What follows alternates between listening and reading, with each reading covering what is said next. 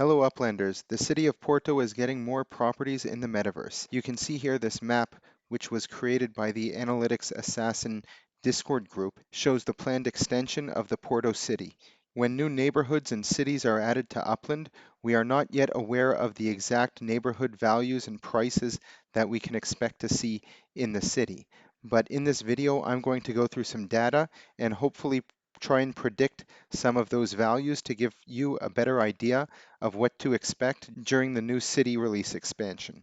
Before looking at the data, we can see here that the city will be expanded on September 12th at 8 a.m. Pacific time. There will be about 25,000 properties. This is in addition to the 30,000 properties that were released in the first release of Porto. 30% of these new properties will be FSA. It's also important to note that all of the properties that currently exist in Porto have been completely sold out. Some of the new landmarks as well as ultra rare properties will not be included in the release, and these are the 7 new neighborhoods that will be added to the metaverse. These new neighborhoods will be released in vanilla mode, and there will be some new collections as well. Now into the analysis. This first graph that we see here is all of the neighborhoods within Porto. We can see here their distribution in terms of their base price, which is the amount of UPEX per up squared unit. And we can see here the different quantiles. The minimum neighborhood base price is 173 UPEX per up squared, and the maximum is 292. And we can see the middle or the median value being 279. Comparing this 279 to the average or the mean, we can see that the median is slightly higher. That's indicated here. This is the median, and this number here is the average. We can also see that this red line here encompasses 50% of the different neighborhoods.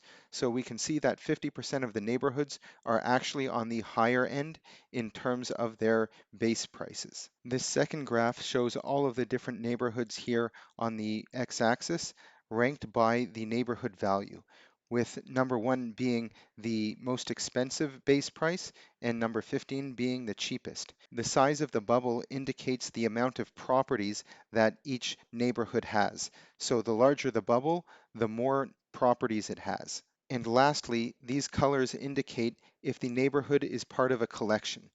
This doesn't take into account any of the street collections, but we're looking at complete neighborhood collections, with the blue ones being limited collections and this red one being an exclusive.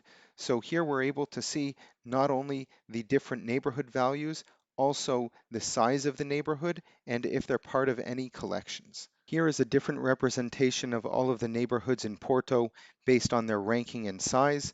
We can see here, for example, the 12th neighborhood in terms of the base ranking has 5,983 properties, and how that compares to some of these other neighborhoods. If you want to take a deeper look at any of those graphs that you just saw, there's a link in the description below to the Upland Guide website with all of those graphs listed. Here we can see the exact same neighborhood value but listed for every single city in Upland.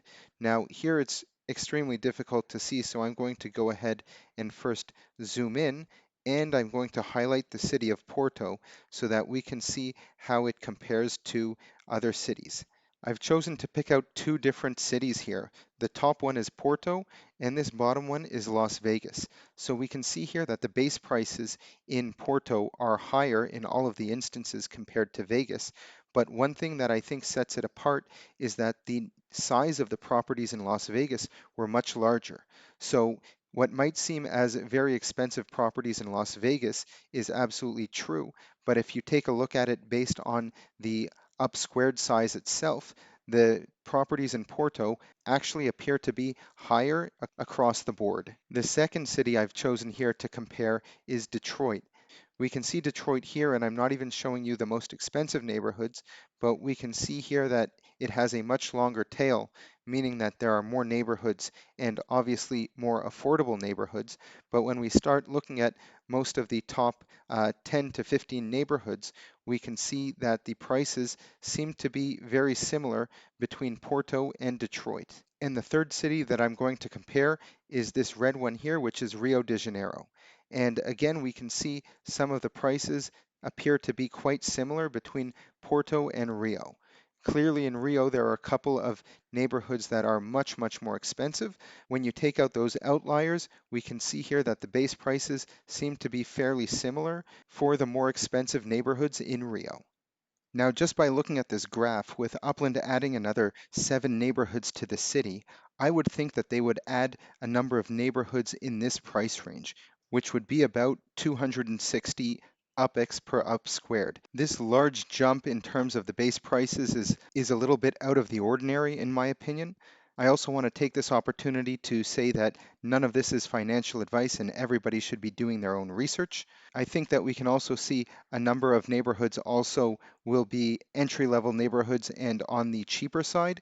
Again, with 30% of this additional release being FSA properties, I think that this is more for beginners and more for new players who are coming into the game, probably through advertising within Porto and within FC Porto, considering the partnership and the fact that players can buy FC Porto legits at the stadium. If you are a relatively new player and this might be your first city release or city expansion, continue watching the videos below with a lot of great information to prevent you from making mistakes as you enter the metaverse.